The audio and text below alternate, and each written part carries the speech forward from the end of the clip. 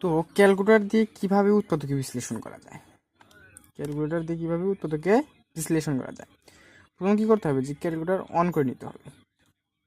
On করার পর আমরা কি এখানে দেখতেছি মোড মোড নামে একটা অপশন আছে, মোডে 3বার ক্লিক করতে হবে। তারপর এখানে ইকিউএন এই অপশনটা আসবে, ইকিউএন অপশনের অনেক ক্লিক করতে হবে। আন্ন আন্ন এর কি করতে হবে, রিপ্লাই বাটনের ডান দিকে ক্লিক করতে হবে, তারপর ডিগ্রি আসবে, ডিগ্রির 2 ক্লিক করতে হবে।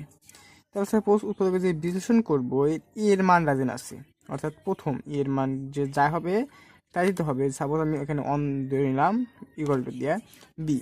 এখানে কি করছে, যে বি এর মান অর্থাৎ এ এক্স এর পর যা আমার মানটা থাকবে, যে দ্বিতীয় নম্বরের যে মান সেটা ধরলে আমি কত ধরি, 6 ধরি। এবার কি সি সি অর্থাৎ লাস্টে যে মানটা আছে, সাপোজ আমি এটা ধরলাম 40, তাহলে কি এক্স ওয়ান কি আসছে, এক্স ওয়ান আসতেছে 3, এক্স টু আসছে 3। তাহলে আমার কি হবে, এখানে x1 3 আর আমার এই x1 আর x2 যে চিহ্ন আসবে তার কি করতে হবে, তার বিপরীত। যেমন x2 এখানে কি মাইনাস বার আছে, আর ওখানে লেখার সময় কি করতে হবে, প্লাস আকারে লিখতে হবে।